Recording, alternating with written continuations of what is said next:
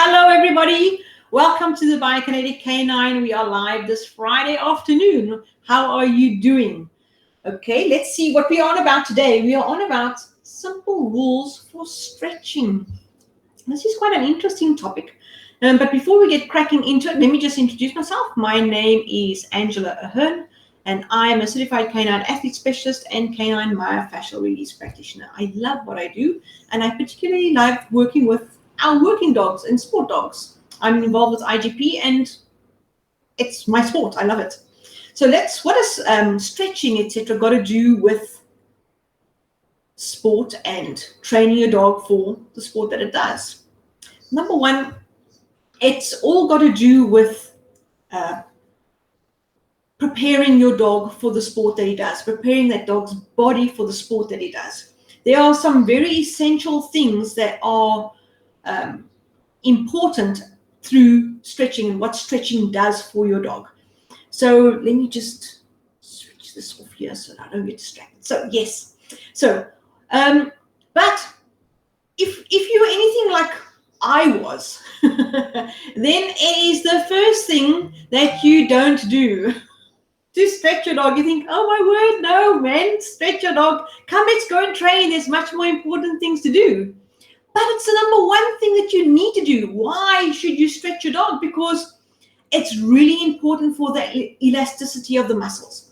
So the stronger you make your dog, the shorter those muscles become. They become strong, but they become short and tight. And you need that flexibility to keep them strong and elastic. So it's really important for elasticity of muscles so that you can reduce injuries. Think about if you put an elastic band in the freezer and it gets frozen. That's your short, stiff muscle. So now if you want to stretch it, it's going to just snap. And that's what happens with injuries. That's why you need to have a flexible muscle for your sporting dog. And of course, with flexibility, it allows you for much better range of motion around the joint and the muscles that surround those joints. So, so I can move my entire shoulder because it is nice and flexible. How many people can't do certain things they don't have that flexibility, or they're a bit tight and they're stiff? So if you are stiff, you can't do your sport. Your dog is too staccato. He can't reach for the helper. He can't reach for a jump and turn, glide, etc., and move his body freely because he's stiff. So it allows for a better range of motion around the joints. And then, of course, all of this because he's not so stiff and because he can move his joints and he can move his legs freely, you get a much better performance. So flexibility it's really important, and you gain flexibility through stretching. But unfortunately, it's one of those first things that you don't do. So how can you actually remember to do flexibility and stretching with your dog? Well, quite simple. Let's just go through some of the simple rules. And this rule in particular helps you to remember. If you've got to remember the kinds of stretching that you can do with your dog, there's two main forms of stretching. So there is that, like this, I'm going to stretch my shoulder. So I'm taking my arm and I'm going to bend it.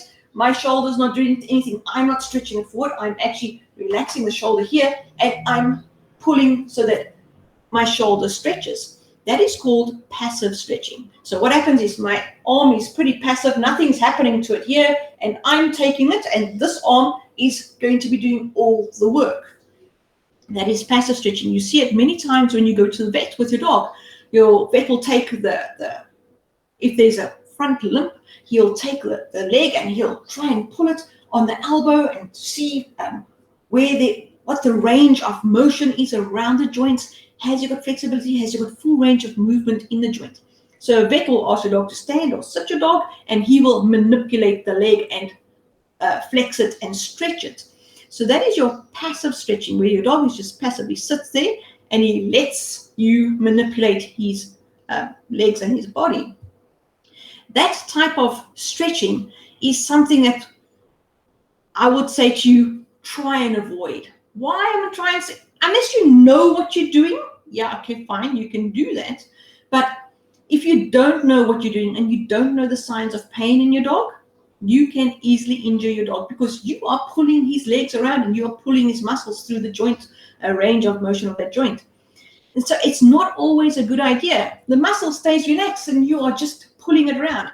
If you think about when are these passive stretches done for a human, they're normally done in massage. When you are really lying and you're relaxing and they're working those muscles and they pull the joints and they stretch you out. So it's all about relaxing the muscle. And when you do passive stretches, there is actually an organ in the tendons that actually switch the muscles off. So don't do the passive stretching if you're going to go and work your dog. It's a good thing. Your passive stretches, leave it to those that know. So if you just the average trainer of your dog and you don't know much about massage and you don't know much about stretching, don't stretch the dog's legs. There's much easier ways of going about it. Always remember those stretches, let the professionals do it, the vets know it, and they use it to elicit pain. They use it to see how far can this muscle go before it is actually sore. And they look for certain markers which we don't always know about. So if you are not 100% sure about how to stretch your dog's legs, don't do it. If you do know about stretching a dog's legs, don't do it before you go and train. You're switching off the muscles. I discussed this in our warm-ups and cool-downs workshop, which we're doing tomorrow. We had one last night and we're doing another one tomorrow. It's going to be awesome. There's loads of information. It's actually too much, but lots of information. So if you can't do these passive stretching where you're stretching the dog's legs, what kind of stretching can you do? You can do dynamic stretching, active stretching. So what is that? That is where the dog actually stretches his body. So it's like for me, if I want to stretch I'm going to stretch it myself. I'm not going to use my other arm to stretch it. I'm going to stretch it. That is dynamic stretching. So when you see it many times, the dogs want to play and they go into a bow. So they're going down and they're bowing and they're stretching all of these muscles. That is a dynamic or an active stretch. The dog is actively doing the stretching. He knows exactly how far he can stretch his muscles. So the nice thing about these dynamic stretches is that it activates the muscles. It gets the blood pumping into those muscles and it gets them more active and it awakens all the nerves and the neurons in those muscles. So those type of stretches actually prepare that dog's body for work, which is like, yes, that's a plus bonus point. That's exactly what you want before you go onto the field. So you want to work around dynamic stretching before you go onto a field and work your dog. But you must just be careful because we all know, some of you maybe not, but you know that you must never ever, whether it be dynamic or passive, whether the dog's stretching himself or you are stretching the dog or whatever the case may be, never ever stretch a cold muscle. Avoid a cold muscle. So you're going like, Angela, what are you talking about now? You say, this wakes up the muscles before I go in the field. And you say, well, no, don't stretch the muscle because the muscles are cold. You can't stretch them before you go in the field. Right. What you need to do, remember that frozen elastic band? If the muscles are cold, it's frozen tight and there's no stretching. So there's more likely a tear that's going to happen. If you ask a cold muscle to suddenly stretch, you can definitely injure that muscle. But so what do? You start off with your warm-up and you take that warm-up into that ability to where the dog can do certain stretches that will help his sport. And if you want to learn a little bit about that, go on to our warm-ups workshop. We are doing it live tomorrow. Of course, if you can't attend tomorrow and you've purchased that workshop, you can attend it at any time. That recording we're going to be putting together in a workshop, and you will have lifetime access to warm-ups and cool-downs workshop, where we discuss all of these things, how to go about your warm-up, what to include, what to avoid in a warm-up, and how you can include your stretching, and what is the safest ways of stretching your dog for that warm-up for his sport. So you always want to avoid a stretch on a cold muscle. Always, always. So you want to rather check out our warm-ups workshop and see how you can use a stretching ability, a stretching exercise to get your dogs properly prepared for their sport. So warmed up muscles are much more pliable. They are. It's the same. If you are warm, they can stretch more. That warmed up elastic band, you can move it, you can put it into different shapes. They are much more pliable. And if they're much more pliable, they are less prone to tearing. And of course, no tearing, no injury. So your injury, your possibility of getting injured comes way down. And that's exactly what you want for your dog. You want those muscles to be activated, you want the blood flowing in them, you want the nerves to be awake in those muscles so that they know what they need to do, and so you can work your dog and so that there is less injury. Now your type of stretching helps with this. While you're stretching the muscle, and you see this happening with people, it's a bad idea every day, but don't bounce the muscle. So sometimes we'll see that people are stretching, they've got their leg out on the ground, and then they bounce that muscle to make sure it's stretching. Now, this is really a bad idea. Remember what we were trying to do when it comes to stretching the muscle. We are trying to make the muscle more elastic, more pliable, more flexible. But when you bounce that muscle in a stretch, you are making the muscle tightness worse. So as soon as you bounce in a stretch, you make that muscle tightness worse. So what must you do? You've got to get your dog into a stretched position, a position that the dog does from his own accord, and you want to try and hold that stretch. And a nice way to do this is by simple hand targeting. So what do? We do it many times. I do it even in training heel work for my IGP dog. You ask them to put their nose on the hand, and then you can direct the hand and you can ask them to stretch. So if they have to target your hand on the side, they're simply turning their head to the side and you ask them to hold their nose there. So that sustained hand target is awesome. It helps you stretch your dog. So if they are stretching, they're stretching this out as far as they can go. And you want them to try and hold that. So you don't want to stretch. No, you want them to hold the stretch so the muscle can get elasticated. And what's nice is on this side, the preparation, you're doing a contraction of muscles this side, and of course you want to balance it on either side of the neck. So that sustained hand target, it works like a charm. The same thing you can do if you got a food lure and you just hold the food and they've got to follow the hand. So you keep your hand nice and steady and they will keep on licking the food here and causing a nice stretch that side. So you want to have a sustained hand target. But now remember, just like humans, you can't just hold a stretch just like that. So work your way up and try and hold a stretch for 5 to 10 seconds and work your way up all the way to 30 seconds so that the dog can hold that sustained stretch and those muscles, they become more stretched. But because you're doing a dynamic stretch, they're not losing their strength. It's the same as if, here we've got elastic band. So if I pull this, the muscle is a lot thinner, and a stretched muscle like this becomes a weaker muscle. So you want to have that muscle to still be strong, not too short, and have that elasticity, but you don't want to have a stretched, weak muscle. And that dynamic stretching helps with that problem of creating a weak muscle. A muscle that's been overstretched is just weak. There's no control in the muscle. But a muscle that can stretch and still have control, that's what you want for your dog. So remember that don't bounce the muscle. Keep that sustained hand target, and what you are going to ask is to hold it there and work your way up to 30 seconds in a stretch. Don't bounce it and ask for a repetition many times. We're also going to look for sport-specific stretches. So you're going to include movements that appear in your normal training. So just like I've shown you, if you're an IGP and you do heel work with the dog looking up to the right, or if you do rally obedience, all of this heel work causes an unnatural posture in the neck and also around down the spine and along the sides of the dog as well as the legs.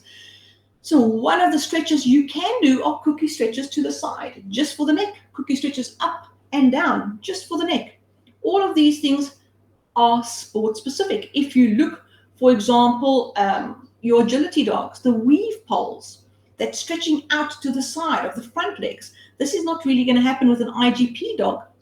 So you're going to concentrate a lot more on these stretches out to the side for your agility dog. Your IGP dog will use his front paws to maybe fight and help her. There will be a little bit of strength and stretching required there in those muscles, but not as much as your agility dog that's going through the weave poles. So you're going to focus your focus point on your various stretch techniques and your various stretch exercises is going to be sport specific. So you're going to target specific movements that happen in your sport and with your dog. If your dog has, say, for example, a real straight shoulder structure, that means he's less flexible in the shoulders. And so you're going to be concentrating on proper strength flexibility training within those shoulders as well. So your structure of your dog and the sport that you do with your dog is going to determine how much and the type of stretching and the type of exercises that you do in order to stretch those muscles with your dog. So all these things come into play just for stretching your dog, but it really shows on the field. And then, of course, you want to move your dog into stretch. And this is where we say, like right in the beginning, it's the first thing you don't remember to do, especially if you're in a rush. But if you've got particular exercises that moves the dog into a stretch, it suddenly becomes part of your training. So you can do your warm-up, you can do a dynamic stretching routine as part of your warm-up towards the end of the warm-up. And then as you go in through to training, or you're going to be working on a particular area of your dog in your training regime today, you are going to move your dog into stretches, because as long as the dog is moving into stretch, he's also targeting certain muscles. And if you move them slowly, he has to really balance. So he's working balancing the muscles. If he has to hold a position, he's working his strength as well as his balance. And the slower he does a movement, the more he has to activate his muscles. So if you're going to do, for example, just simply that bow, you're going to go take the dog down into a bow position, and don't rush it. Go slowly. Get that muscle to really stretch nicely and hold it, and to pull its shoulders out. So he's not just here, but he actually moves his scapulars out and stretches all the way, and then ask him to hold it. And then as you ask him to come up, make sure his front feet don't move, so that he comes up and he goes full range of motion within the shoulder and scapula, and he works those muscles underneath the scapulars that's sitting against the rib cage, and those muscles become stronger and they give good stability to those scapulars as they've got to move. So you want to slowly go down in a bow, and then you want to ask him to come up without moving his front legs or his back legs, so that there's control in the muscle. So with that control in the muscle, you are helping with his body awareness, with the control of his body movement, and you're engaging a really good stretch and bringing him back up. You're making a strength contraction in the muscle too.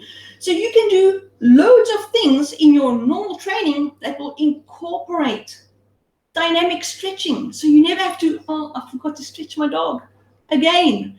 So you're going to be doing some warm-up, a little bit of stretching. You're going to train your dog, and included in that training, you can incorporate dynamic stretch exercises, which will help with balance, body awareness, and strength training all at the same time, plus give good stretching for the muscles that you are wanting to target. And then you are done with your training. Then you can do your cool down, and you can make sure your stretches are nice and fluid afterwards. So you never have to be victim of that, I have to stretch my dog. Just hold on, guys. Just wait for me. I have to do this. You don't have to be that party pooper, the person, there's Angela with her conditioning again. If you don't want to have that target on your back, just do it as part of your routine. Your dog will thank you for it, and your performance will be really much more polished, because the body now knows exactly how to move, and your dog will have full range of motion through those joints, through that controlled muscle movement, and everything just becomes so much easier. You don't have to do a whole lot of training and a whole lot of conditioning and a whole lot of everything. You can intertwine them, and it doesn't have to take up your whole life just to get your dog somewhat stretched for his sport. So I hope that has helped you. I'll put a link in the comment section if you are wanting to join us for our warm-ups and cool-down workshop for tomorrow, it's tomorrow South African time at 7 o'clock and Eastern time at 1 p.m. I think. Let me just check here. Yeah, 1 p.m. and then Pacific time it is 11 a.m. So you guys are going to have a nice afternoon. Oh, Angie, thank you for joining us. You saying awesome information. Yes, I promise you guys are going to enjoy it. I know that you're going to be there tomorrow, so I'm putting everything. There's a little bit of extra stuff compared to last night, actually. So I'm going to put that all there, and those extra stuff is all going to be recorded, and you guys will have all that extra information. So thank you very much for the awesome information. I'm going to tell you guys to have a very wonderful training weekend, and don't forget to stretch and see how your dog moves. The most important thing is figure out some nice stretching exercises that your dog can do for you and incorporate that in your training. Get that sustained target thing going, and you are well on your way. All right, everybody has to start somewhere. Just start there. It sounds like a real simple thing to do, but simplicity is not always easy. And we all think that, oh my word, well, my dog can scratch its butt. He really knows how to stretch in any case. But we're doing these things on purpose, and we want to look to see if the stretch range is that exact same on both sides of the dog, to make sure that there are no imbalances in that body structure and that musculature for the sport. Because as soon as there's imbalances, or they're stiff on one side and really flexible on the other side, that's when your injuries can crop up. So when you know about how to stretch and what to look for in that stretch movement, then you are really cooking on gas. So I will see all the people that are signed up tomorrow, and enjoy your dogs. If there's any other comments, if you're any other group, please pop onto the Biokinetic K9 and give us a thumbs up like. And if you think any of your friends may benefit from the information, please share the video with them. If you're wanting to know a little bit more about our warm-ups and cool-down workshops, pop me a message, send me an email. My email address, look at me, I'm just talking about this.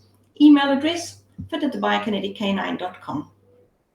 My web address, thebiokinetic-k9.com. So what I like about our warm-ups and cool-downs workshop is that it is a real handy follow-on to our body checks for injuries workshop, because you use your warm-up and your cool-down with that knowledge of the body checks, and you can always monitor your dog and prevent injury. All right, everybody. So have a very super weekend, and I will see you guys next week. So remember, keep everything, your stretches dynamic. Keep them dynamic. Don't stretch on cold muscles. Never bounce a muscle. Never bounce a muscle. You're just going to make everything tight. Make sure your stretches are sport specific, and move into that stretch. Move into the stretch. Don't just stretch it. Move into the stretch. So the dog gets that motion and that balance and that proprioceptive advantage as well. All right, everybody. So I'll say adieu, and I will see you next week. Let me put up my information here. Hold the phone. There we go. And bye-bye, everybody.